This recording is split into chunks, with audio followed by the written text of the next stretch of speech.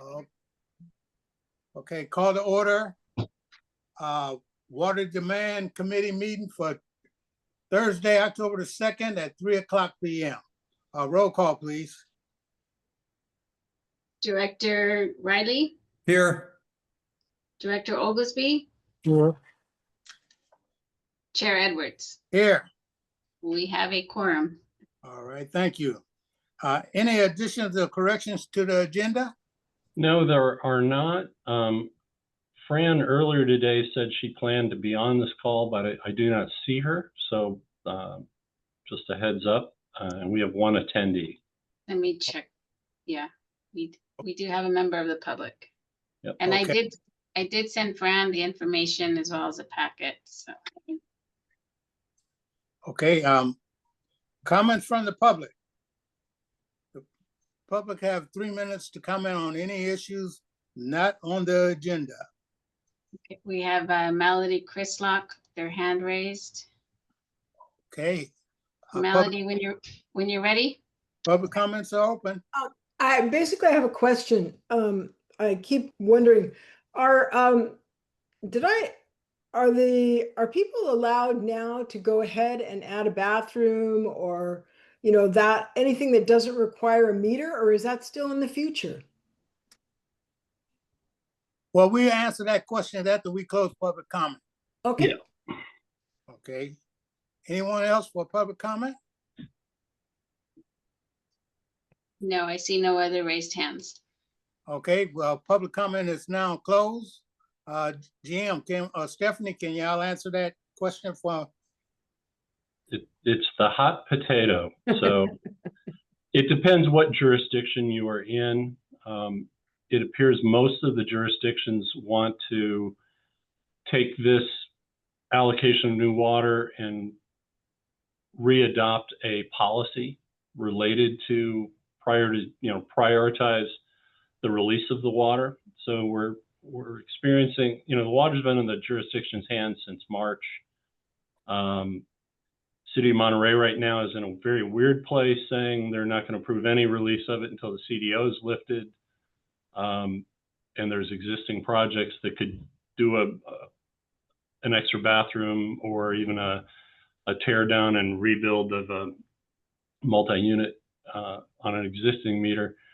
And they're not really addressing it. Carmel is going to their city council next week with a policy. They do have water for remodels or for an additional bathroom and so forth. However, we still have the second bathroom protocol, so you can get a second bathroom. A lot of the seaside units have just single bathrooms. But every jurisdiction has water that if they decide to release it for remodels would get them a bathroom.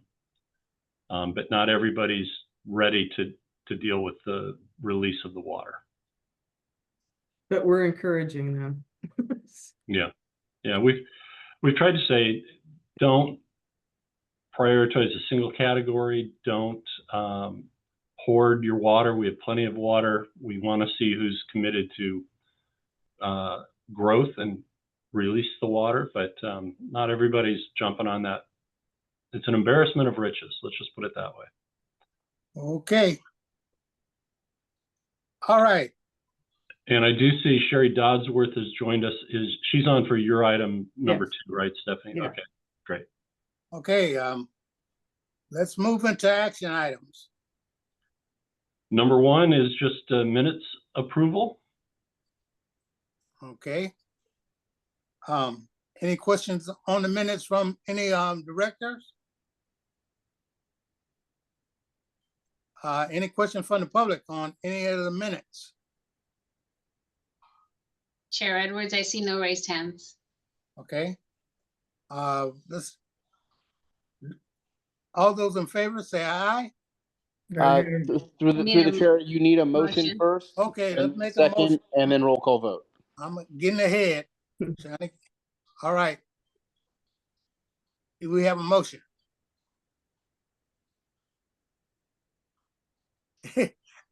I'll make a motion that we approve the minutes from June 5th. I'll second it. Okay. All those in favor, say aye. I will take a roll call vote. Okay, roll call. Director Oglesby? Director Riley? Yeah. Aye.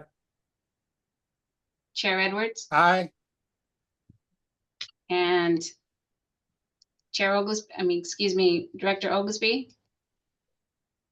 Yeah, it looked like he had some activity in his Okay, we'll take it as a location. So 2-0. he'll come back, yeah.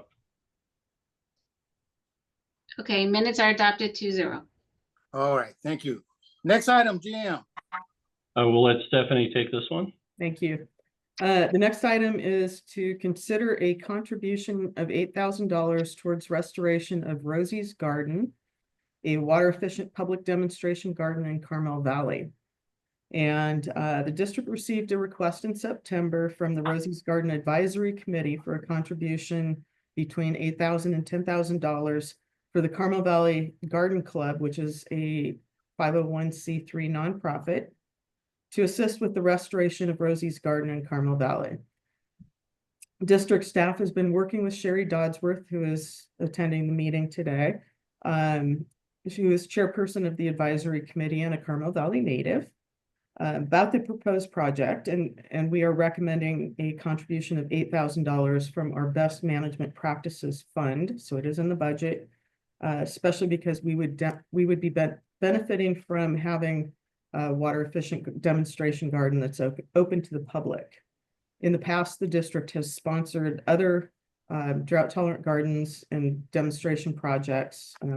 What really came to mind was that we did a project at the Garland Ranch Regional Park and several other public properties. This property is owned by the county, and it's in the village as you enter the Escalon and actually Sherry can tell you what the neighborhood is actually called, but it's one of the larger residential neighborhoods in the valley, in a prominent location where people would be driving past it. It's also located across the street from Rosie's Cracker Barrel, which is kind of a famous building in the village, which is now the Carmel Valley Creamery, and where they have artisan cheese being made, and it's a popular stop for people to stop at. So this would provide this demonstration garden across the street.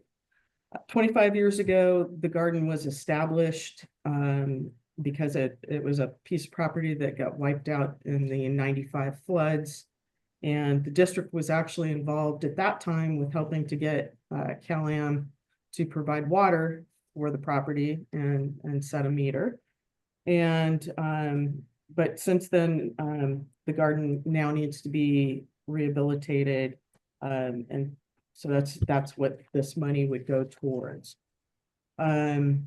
Staff has reviewed the proposed project plans, and it is 4 irrigation zones.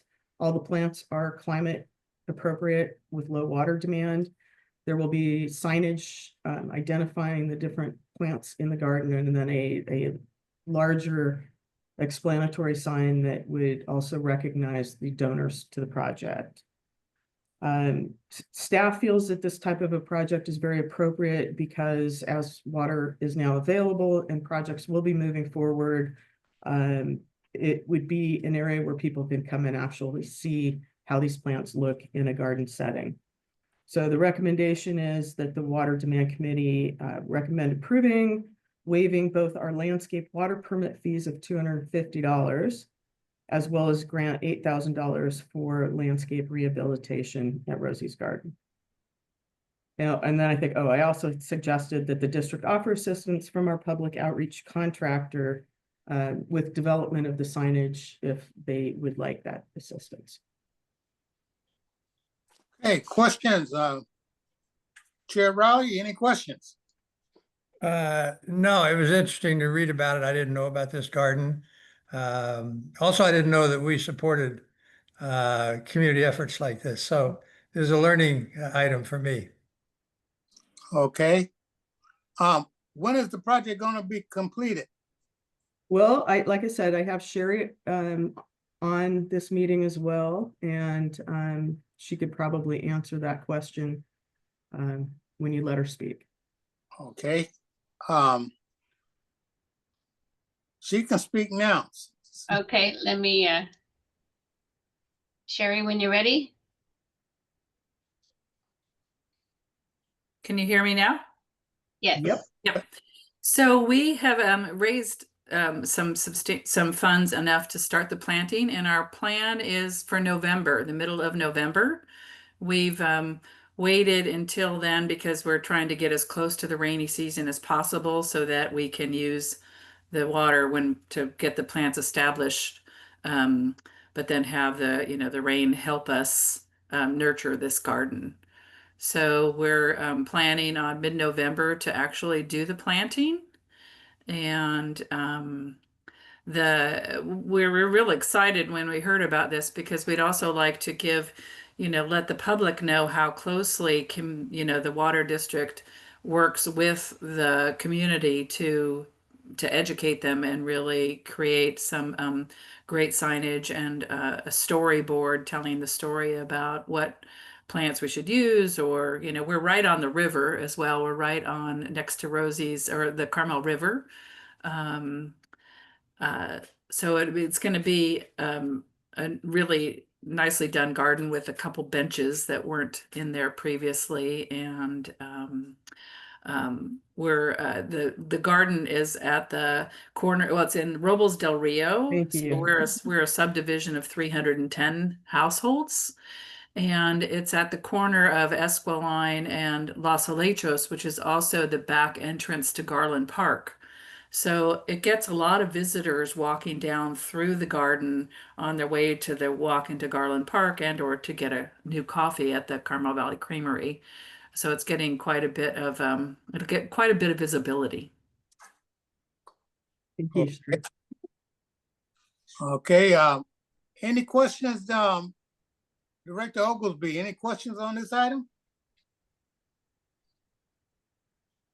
He's still not with us back again. Chair Rowley, any questions on this item? No, I'm good with it. Okay, let's take it out to the public and see, do we have any public comments on this item? Chair Edwards, I see no raised hands. Okay. I make a motion that we approve the $8,000 and the waiver of $250 for the Permit. Yeah. permit. Great. I'll second that. Okay. Just so quickly on the second. Hey, Stephanie, I don't know if staff can have the time or whatever, but I like to see them go out there and take pictures of the progress. We will what's do going that. on. And then I'd love to see a full presentation to the board when it's fully in bloom. So, All right. That's a great idea. Yeah, it is a great idea. yeah, so during this time period, if y'all can get out there and take pictures, show the people working out there and everything, I appreciate that. So I know it won't be full bloom until the spring of 2026. So, okay, I'll make that note and include it in our staff report. thank you. No further, I'll take a roll call vote. all right. Director Riley, Aye. Director Oglesby, Aye. Chair Edwards. Aye. Motion passes 3-0. So Stephanie, will you modify your staff report, Yes. please, for finance and administration, and we'll get it on the consent calendar for the whole Yes. board. And just note that the committee approved it unanimously. Also, would you work with Sherry on maybe getting some photos? She might have some before they even started what work they've already done.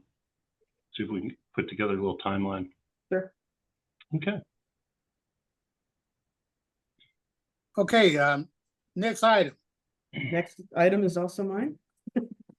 The next item is the consider a recommendation on first reading of ordinance number 199, amending rule 142.1, the water efficient landscape ordinance. And I'm not sure if I think Alvin and Georgie may have been on the committee a couple of years ago when I brought a draft ordinance to this committee with some recommended changes to the landscape ordinance.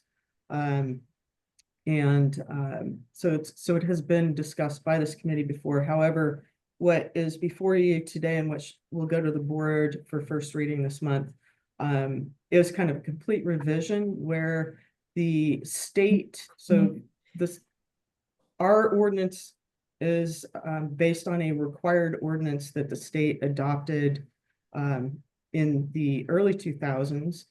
And each jurisdiction had to either adopt the state's ordinance or create their own ordinance that was at least as effective as the state's and adopt that ordinance by 2016. So the district, with the consultation of the Technical Advisory Committee, was designated as the regional agency to process landscape permits.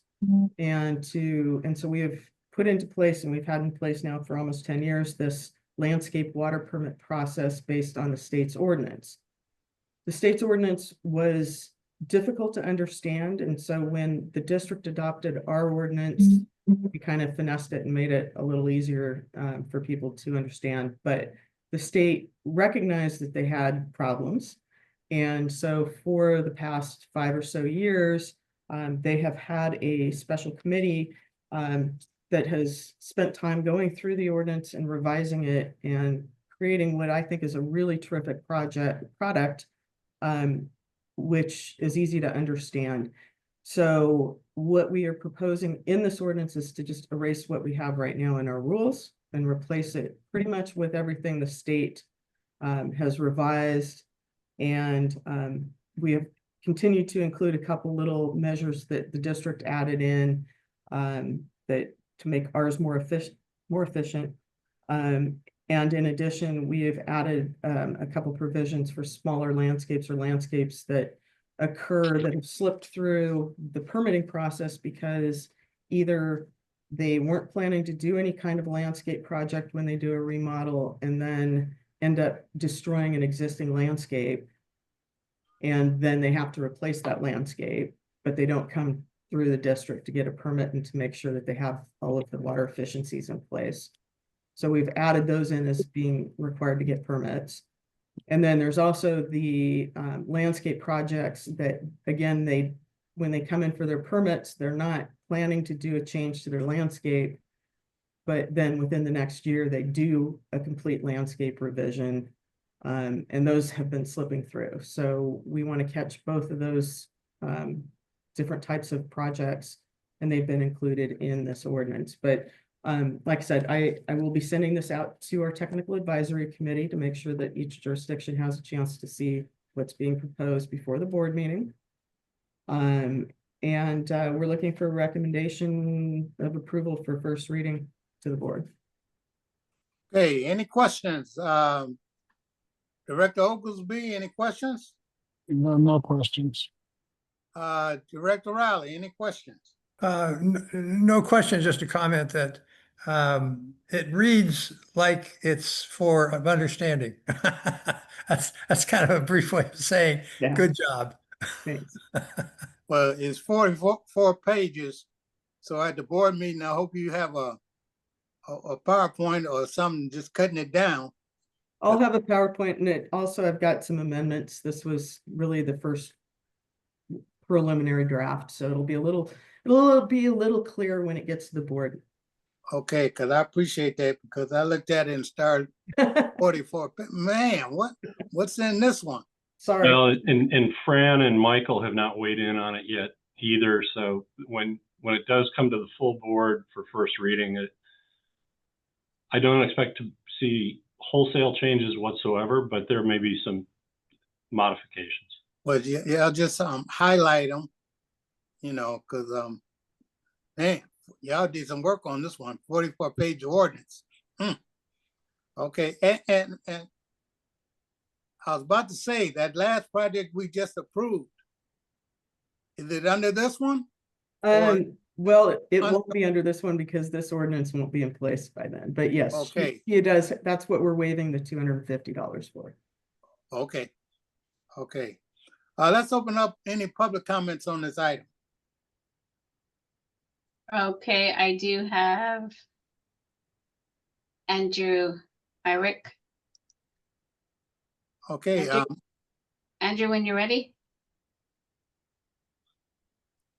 you have 3 minutes.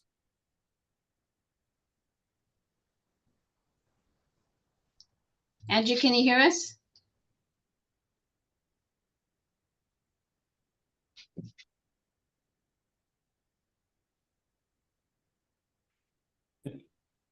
His hand just went down. Yeah, sorry, Andy, we can't hear you. I'll make sure I reach out to him. Okay, please do. Any other public comments, Sarah? I see no other raised hands. All right. Do I have a motion? Could I, through the chair, could I just Go ahead. ask a quick question about the application itself? It's on page 63. There's a lot of, it seems to me it's technical information. Will the applicant know this information Yeah. or how does that work? So what is on page 63 is the water efficient landscape worksheet, which is currently something that they have to do. Most people, when they come through us, they have a landscape designer or landscape architect working with them. And it's not as hard as it looks. It's just unfamiliar to people who are not familiar with the different calculations for plants. Including me. That's what I'm asking. Yeah, and this is one of the things that is an improvement over what we currently have because in our current rule, we refer to a landscape guidebook, and that guidebook is not particularly useful. And so by actually pulling this into our rules and regs, it'll be easier for people to work with. Okay, thank you. Chair Edwards, can we try Andy again. Yes, try him again, please. Yes. Can you hear me now? Yay! Yes. Okay, great. I've been having this getting worked on now. Yeah, thanks for bringing this. And yeah, I mean, I just wanted to say that I would look forward to being able to talk about this because I agree that the landscaping is something that can be a bit of a challenge. Just the two things I'd like to just kind of mention is with new projects, it's easier to comply. I would just like to figure out a way that we can try to front load figuring out the water demand for new projects with landscaping, because when we're allocating water for projects, we want to make sure that we're allocating the right amount. And then I also just want to pay a lot of special attention to when we're looking at remodels on single family homes, try to, you know, don't want to put too much of a burden on people and make them do too much work on landscaping, especially if it's just a minor remodel or an interior remodel or something like that. So, but I mean, it's a lot, and you mentioned the technical advisory committee, so looking forward to working with your staff on this. Thanks. Thanks, Andy. Okay, thank you. And just for the committee's understanding too, the model water efficient landscape ordinance has been difficult to enforce, especially in areas like the unincorporated county where they'll come out and do a final inspection. They'll final the building of a project oftentimes before the landscaping is put in. And so they don't think about it. And then the homeowner has kind of carte blanche, and there can be significant deviation between what they told us they were going to do and what they actually do. And we don't always find out about it. So it's, you know, it's part of the process, it's part of the permitting process. As Andy was talking about, you know, we do factor in the water permit what the landscape requirements are going to need. But it's not always what you get. But we're doing the best we can. And as Stephanie mentioned early on, absent us passing this ordinance, the jurisdictions themselves would be required to pass their own ordinance in a similar nature, or live under the state's thumb and state's rules, all of which gets difficult to enforce, and the jurisdictions, the burden of enforcing landscape is something that they're even less likely to do than we are. So having us do the ordinance and us be the permitter, maybe we can step up some of the enforcement on egregious non-compliance, but it works better to have us as the focal point on it rather than 6 individual cities and the county having ordinances. Okay, I just hope that we emphasize enforcement. So, Do enforcement, and we do state reporting annually. okay. Yep. All right. Those things should be repeated at the next board meeting when this item come up again. So, all right. Do I have a motion on the floor to for the first reading? Okay, I move approval. Second, Got a second? Okay, Sarah, roll call vote, please. Director Riley, aye. Director Oglesby, Aye. Chair Edwards. Aye. Motion passes 3-0. All right. Discussion items, GM, number 4. Yeah, number 4 is an interesting one, and we're going to start with the schools, but it's really an example of something else we're kind of butting our heads up against that I want to talk about. You see in the packet the 2 pages of the opportunity sites that the schools have identified. So let's see, why don't I screen share that? Let's see, even though you have it in your packet.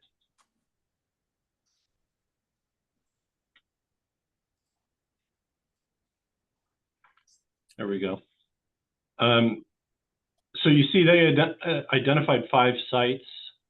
We also talked about properties that the school owns. This is MPUSD, so Monterey Peninsula Unified School District, that they own that may have other opportunities for them. So we have discussed more of them.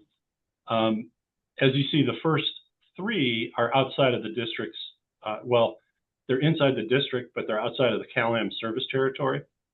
And so these would be serviced by Marina Coast Water.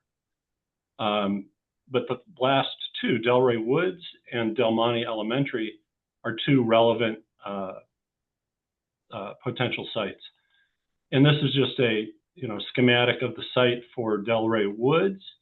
About 12 units, and then if I can get there, this is the Del Monte site, which would have apartment style, and then single family, and another apartment style, and also add in early childhood daycare center. So they're thinking big ideas. We're not here to actually discuss approval or not approval. But what I do want to highlight is they raised an issue, and it's in the 3rd paragraph of the summary in the staff report. They were a little concerned about the speed at which, for example, the city of Monterey is working on their release of water for projects. And they were also concerned that they may have a plan or a project, and if the city were to go in a different direction and prioritize something different, this concern that we've expressed about hoarding water or prioritizing to different buckets, and if somehow they weren't kind of at the front of the line, would the district consider an allocation from the district reserve? Now you may recall that we keep about 2,000 acre feet in the district reserve right now, a little bit over.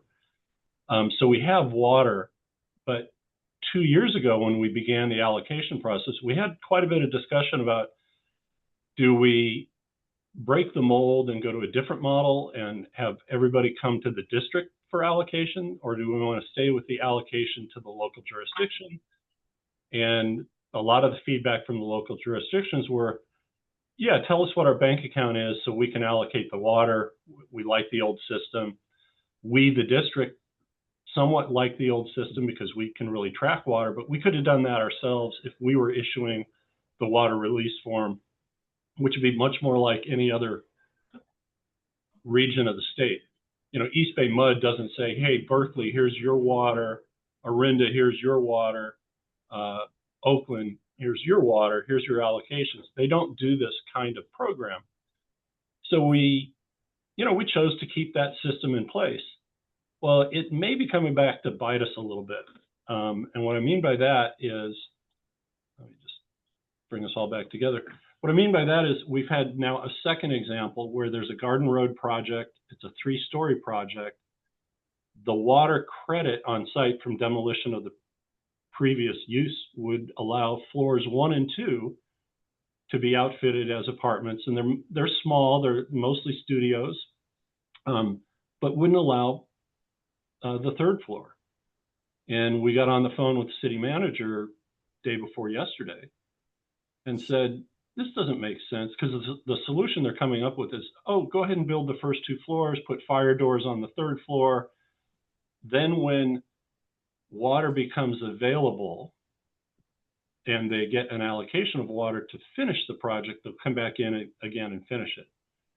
And on our end, we're sitting there saying, well, that's kind of silly, because now you've populated floors 1 and 2, and now you're going to do a major construction project with all these new residents. And City of Monterey, you have the water. We gave you the water in March. And their current reaction, and you know, Hans is going to retire at the end of the year, but their recent reaction was, oh, well, we don't think we should allocate any of the water until you lift the cease and desist order. That's not what we had in mind when we did these allocations. And they also said we haven't established a policy for the release of our water, and it hasn't gone to city council yet. It may happen in the fall. Well, we're in the fall.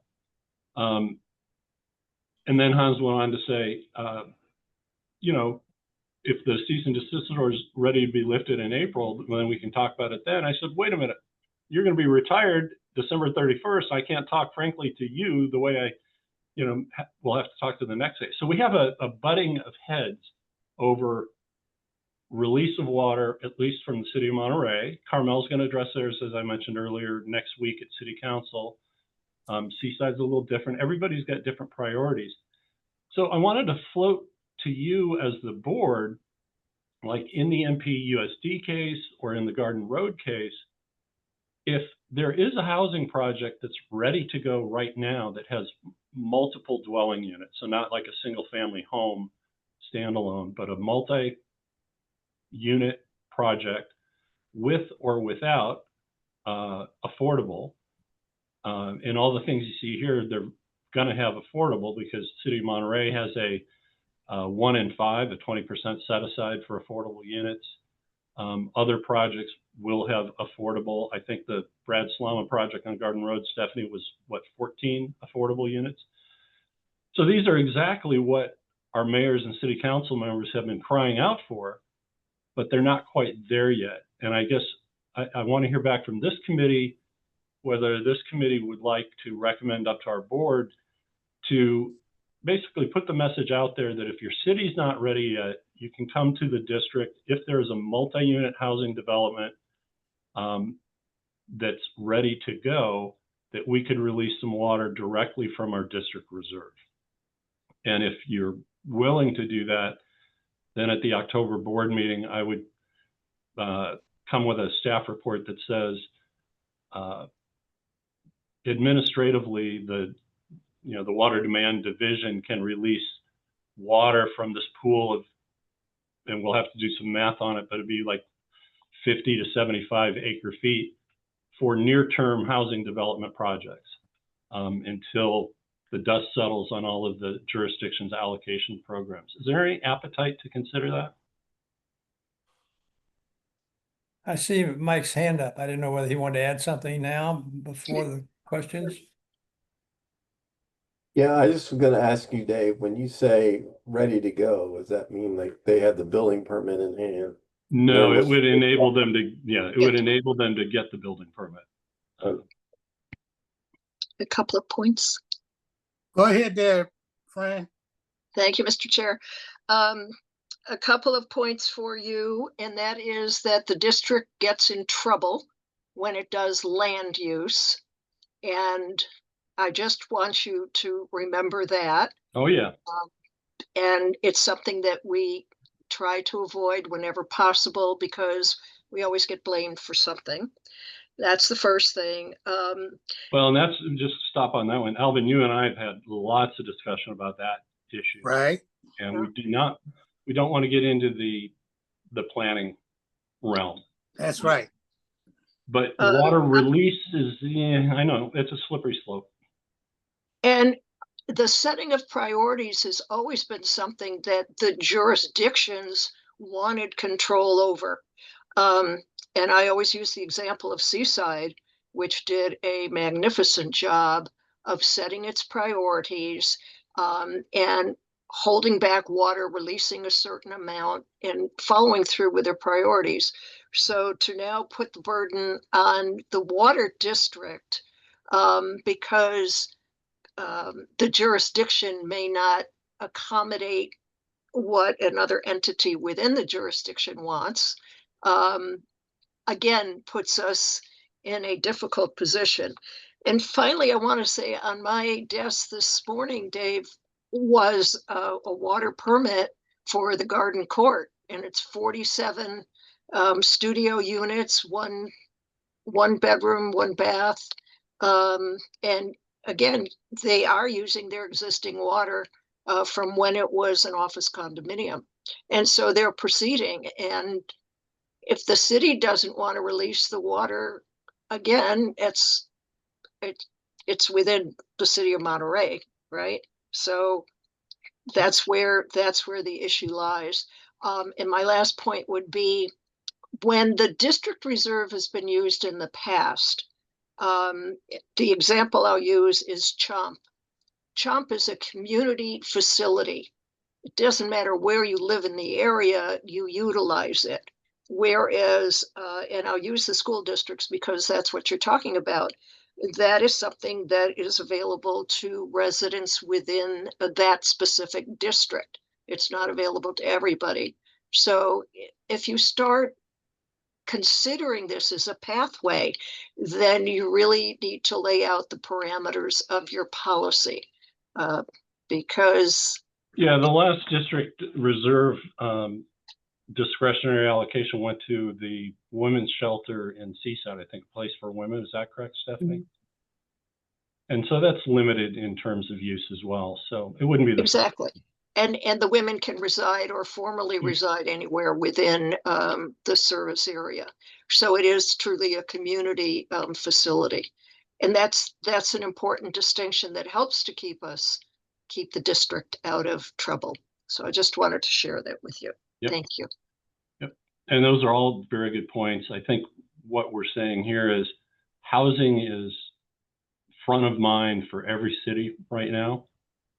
And so, you know, greater public good kind of thing to jumpstart some projects. And by the way, Stephanie, the water permit that Fran referred to, is that the old insurance building that on Garden Court? I don't know what it was, but yeah, okay. Yes. But it was a 3-story building. Yeah. Yeah. Yeah. 60 Garden Court is the address. So is that a new permit or is that? No, that's the first phase of the project you just mentioned. So that's the one we're talking about right now. Yes. Yeah. Yeah. That's why I mentioned it. Yeah. Okay. Because he did another project on Garden Road, which was a kind of a rebuild from the interior. So they kept the exterior in place, rebuilt more than 100 units, I believe it was. And MPWMD turned around and bought the whole project off of him. So that turned out to be, you know, housing that the city of Monterey wanted, and MPWMD has an initiative, and so they turned around and bought the whole building. Not dissimilar to Carl Outson's building on Lighthouse, which when he finished that one, this is several years ago now, turned around and Chomp bought the whole building from him to serve their visiting nurses and recent doctor hires so that they could get started while they're looking for places to live kind of permanently. So there's crying need for these kinds of projects.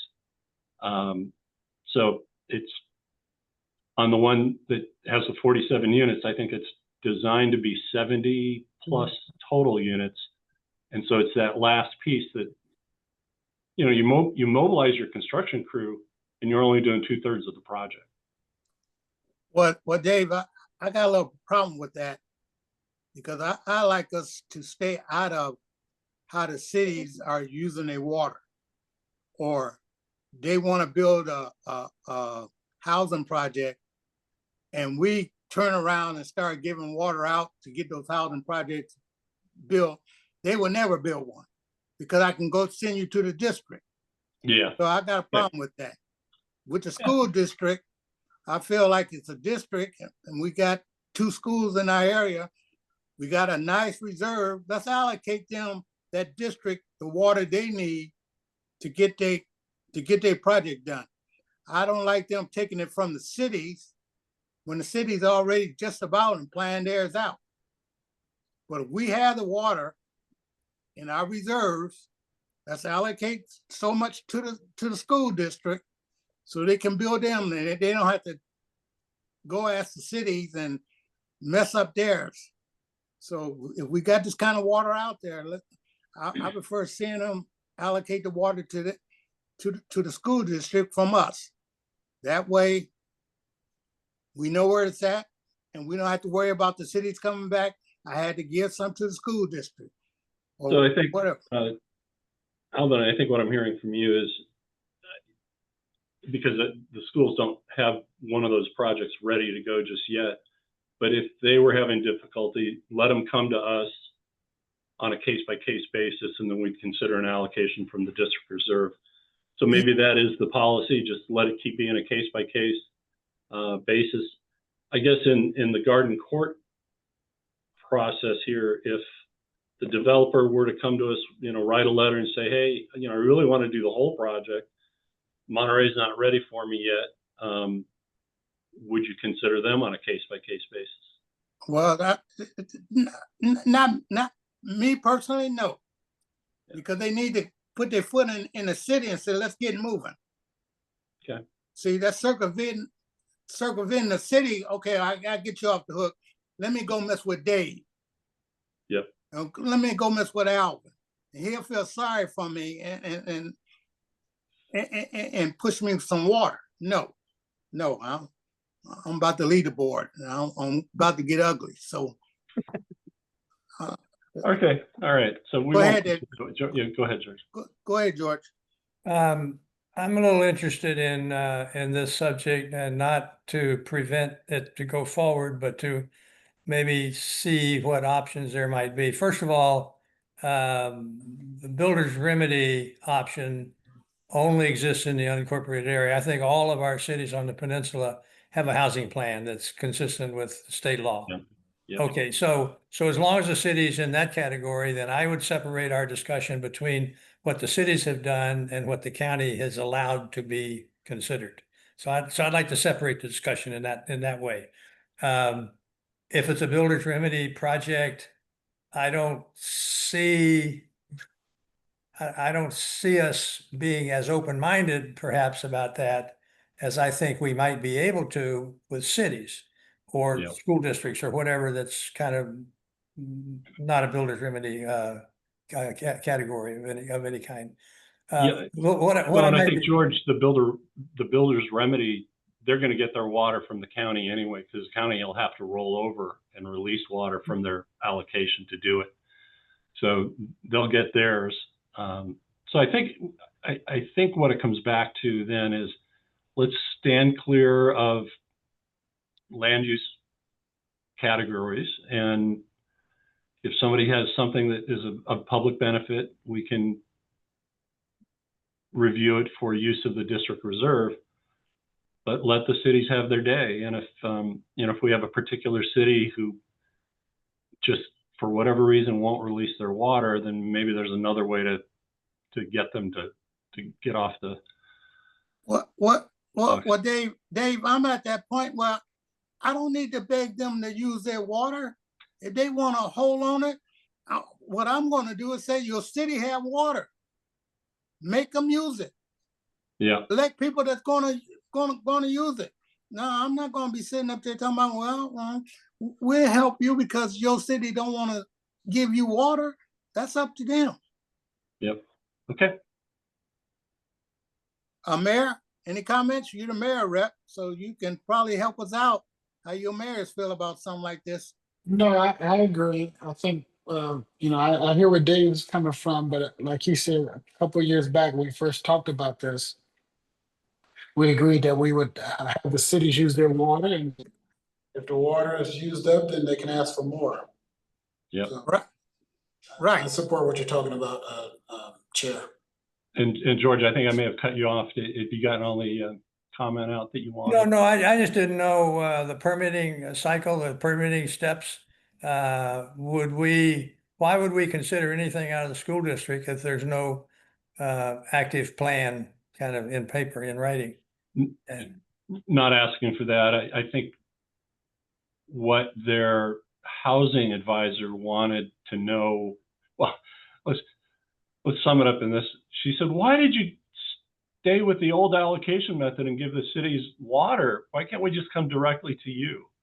And, we explained all the history. And she said, boy, we're concerned that, cities are going to create these categories and prioritize or hold water back for certain types of projects. And we might not be able to get there. And well, Dave, that's my point. Yeah. Can we cut them out some water out of the reserves right now and set it aside for them? So this is your water.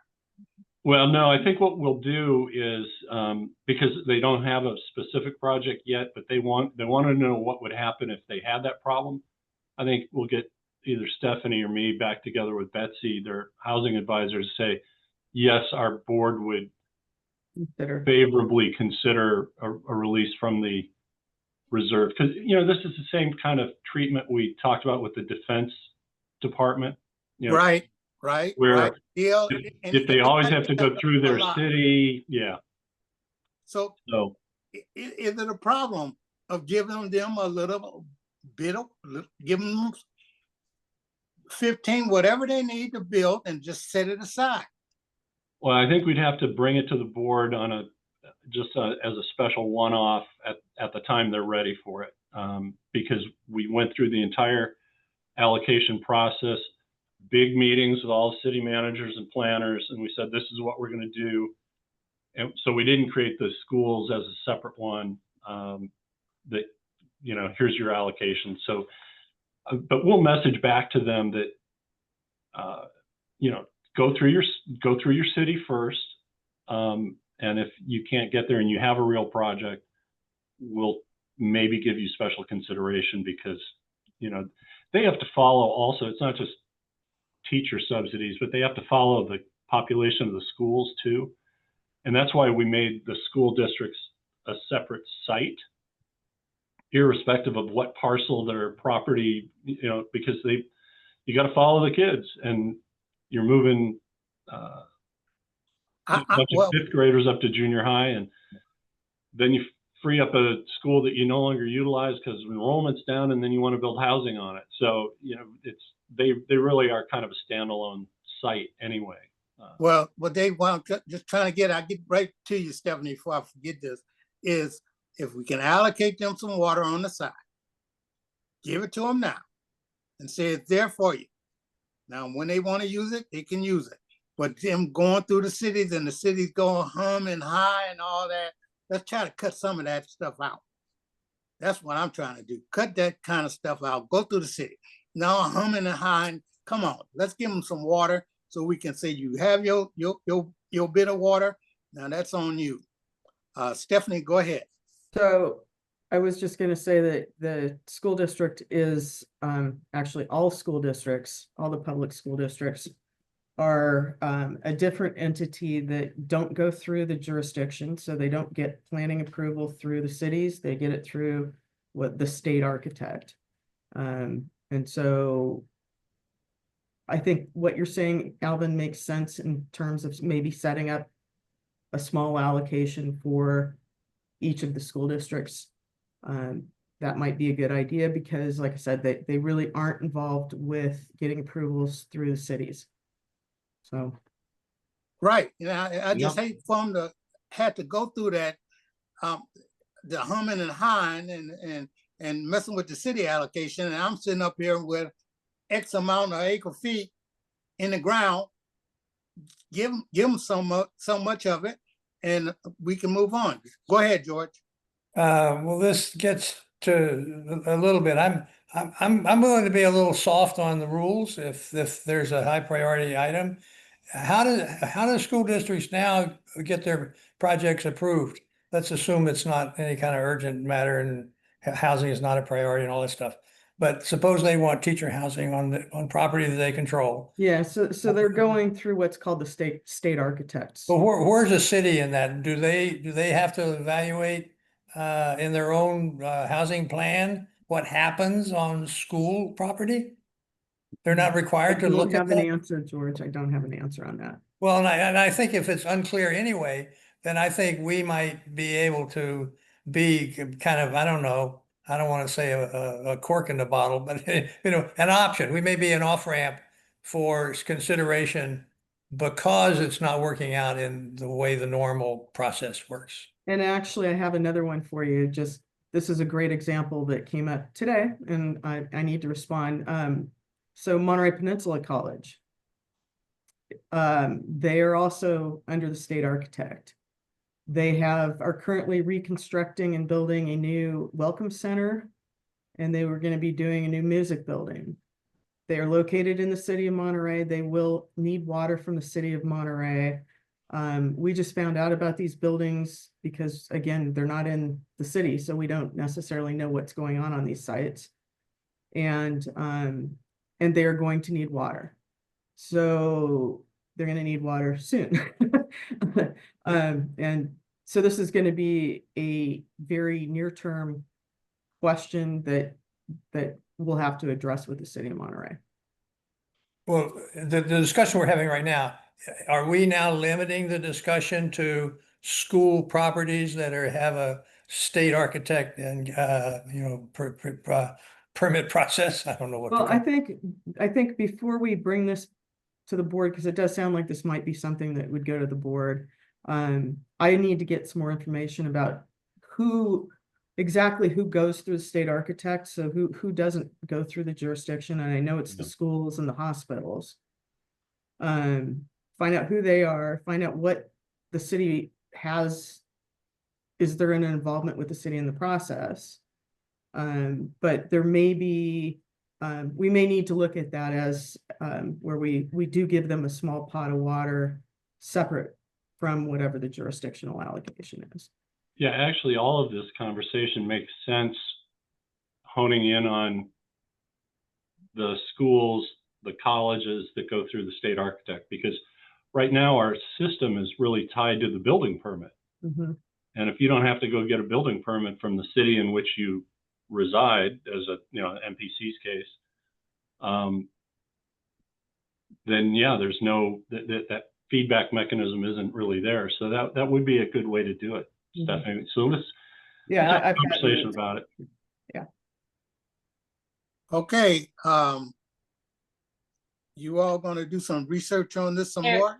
Chair Edwards? Yes. Melody Chrislock has her hand raised. Okay. We'll open up public comment on this item before we come back to the board. Go ahead there, Sarah. I got it, Melody.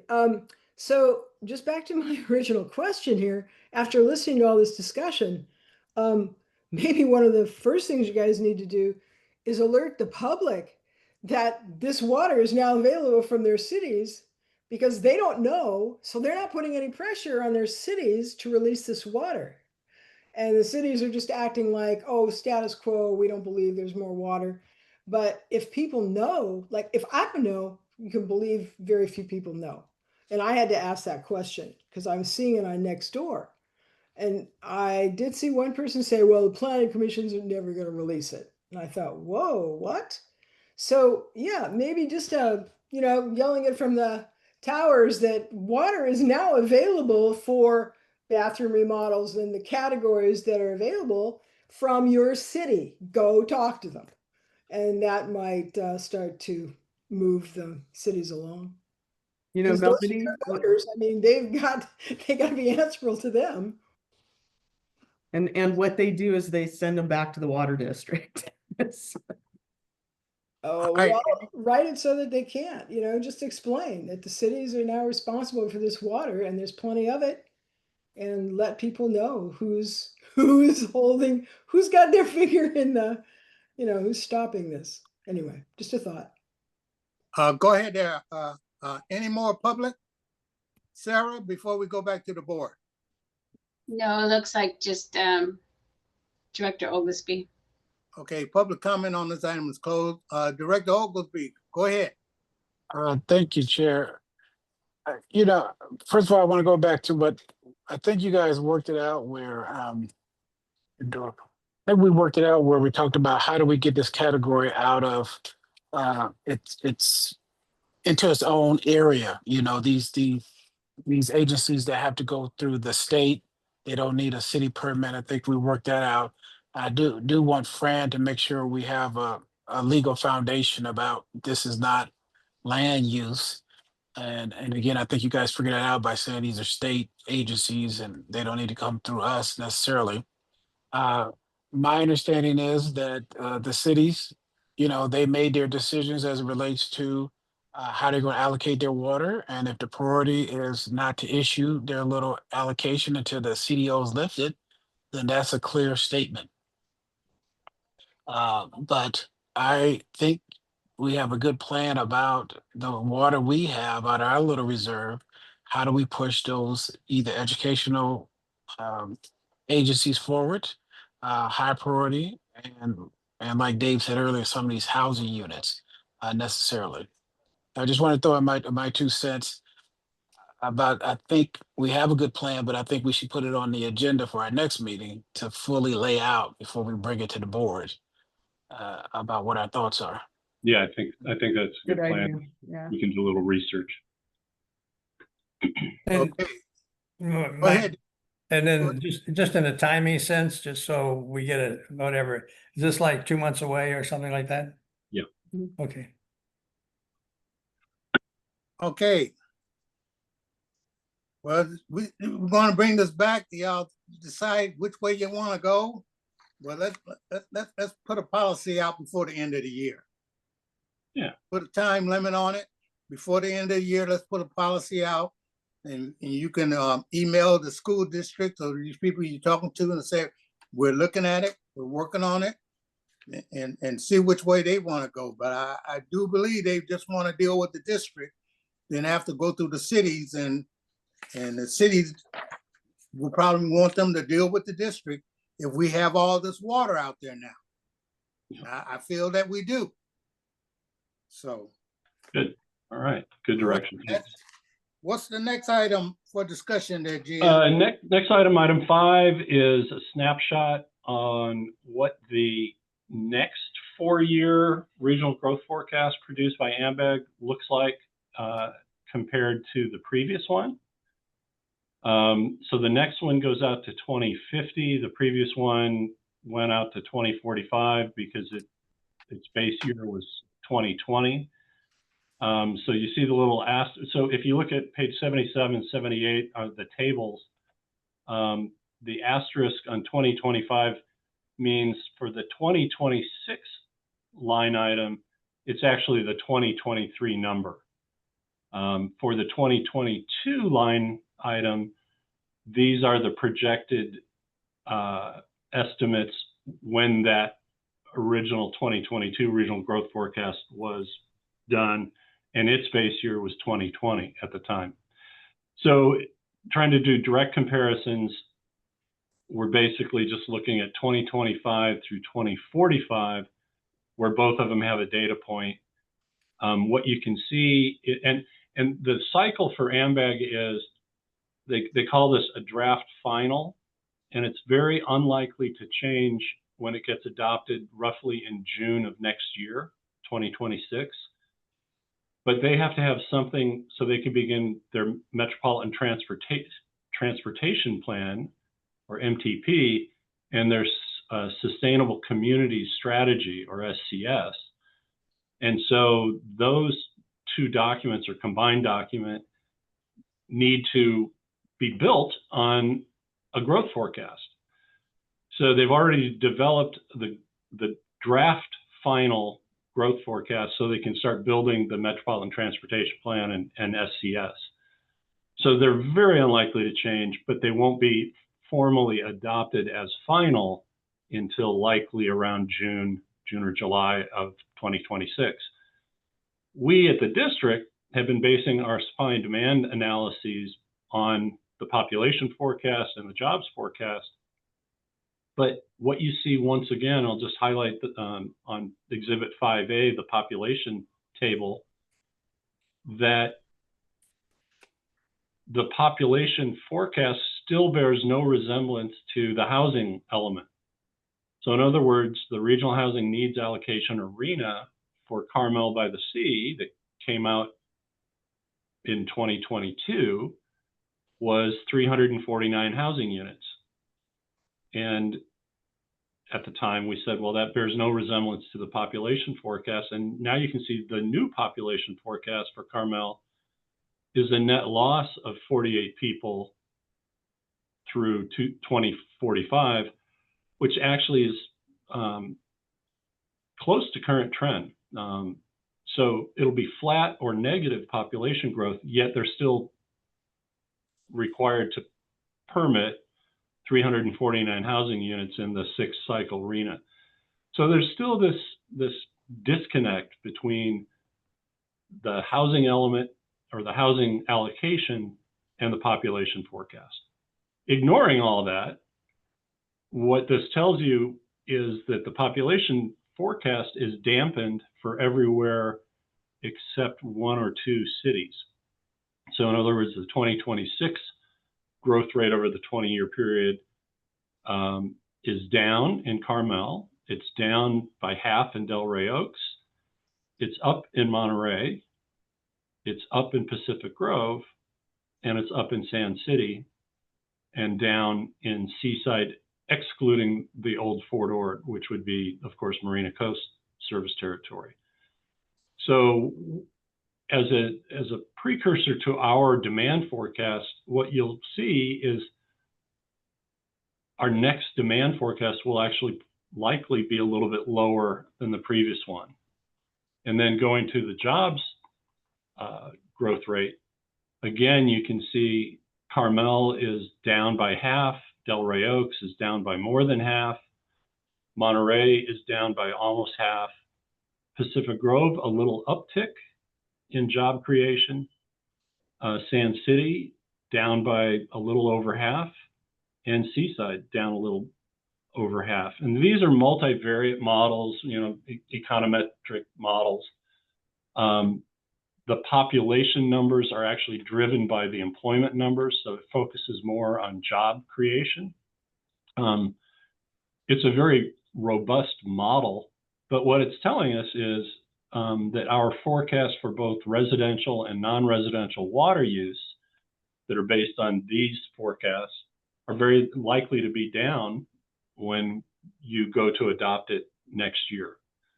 We're going to use this forecast to develop our urban water management plan as a water wholesaler, but because we're actually contractually bound to deliver a specific amount of water, our forecasts for the urban water management plan aren't actually needed or required, but we're going to develop the forecast anyway. But I guess what this tells you is after all of that ordeal of going through the Public Utilities Commission and saying you can't double count, you can't triple count, once you base it on population, you base it on people for residential water use, and you use the job growth rate to base non-residential water use, our forecast is likely to be down, yet what the PUC approved was not only a higher baseline forecast, but all these other double and triple counting things. So this is just a snapshot, a preview, if you will, as to what you'll see when we convert these numbers into water need for the future 25-year period. Okay, any question? Go ahead there, Director Rao. Dave, does AMBAG respond in any way to this discrepancy on how their numbers show up? Now, a couple of things that were interesting. So the city of Monterey came in and they said, we don't support, or we don't agree with how you've treated the jobs numbers.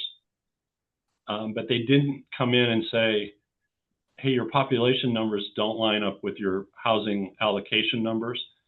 It's on our to-do list, but we wanted to get through the PUC process, the close the door on, is it double, triple counting, try to get the cease and desist order lifted, and then say, okay, now let's get into this disconnect. Because I really do think you have a situation where, and AMBAG is now, they do articulate that they're done for different purposes.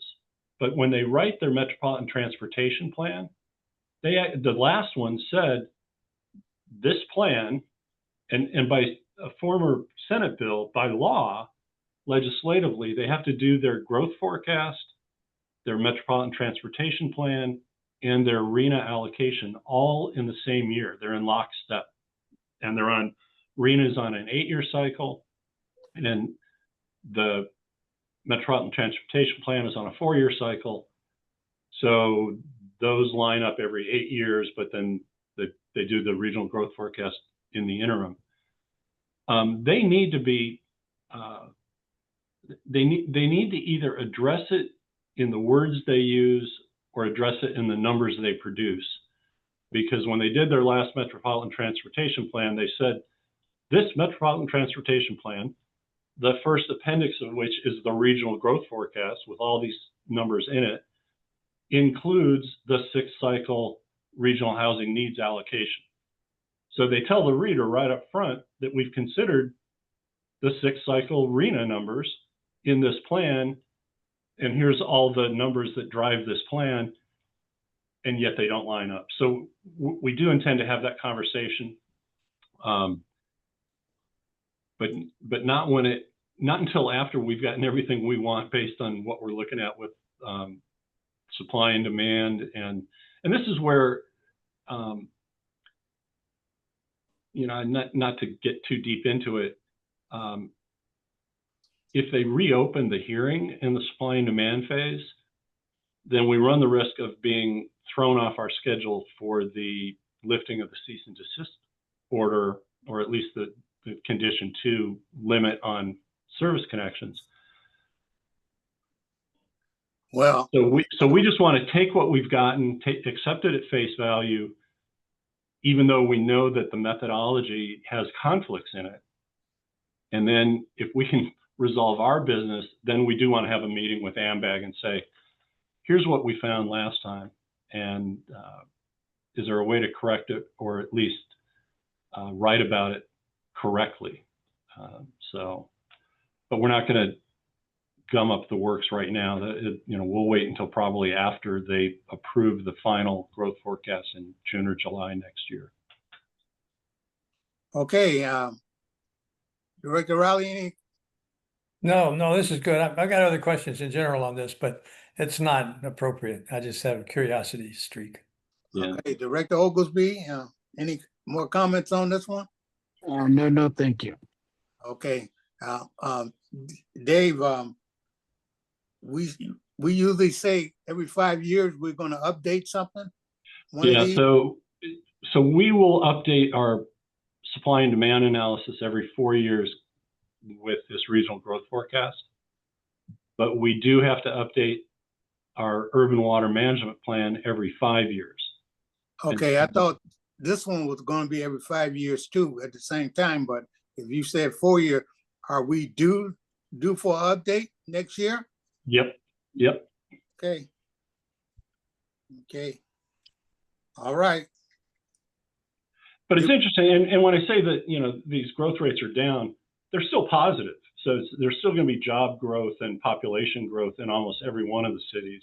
I didn't include the unincorporated area because it's not directly called out in the AMBAC thing. So it's not like we're, oh, this is a dismal forecast, we're just not going to grow. It's just we're not going to grow as fast as they thought based on the last one. Okay. Did we take this out to the public, Sarah? There are no raised hands, Chair Edwards. Okay. All right, we'll close this item. What's the next item, Jim? Is there any? That is it. Okay. Now, something I can't talk about, but I keep telling y'all, put these things on the agenda, the cease and desist order. Add it to the agenda so we can talk about it. We got something coming up big, coming up this month at regular board meeting. Now, I like that kind of stuff to go through the committees before it gets to the board so it can be discussed, so the public can chime in on it. So add that to the agenda for the next time around, because it's going to be on there for a while. Just keep it on the agenda. Okay, any other directors? Any other comments? No. If no other comments, we can adjourn. Thank you. Thank you, Chair. Thank you, Chair. Bye-bye. Thank you, guys. Everybody.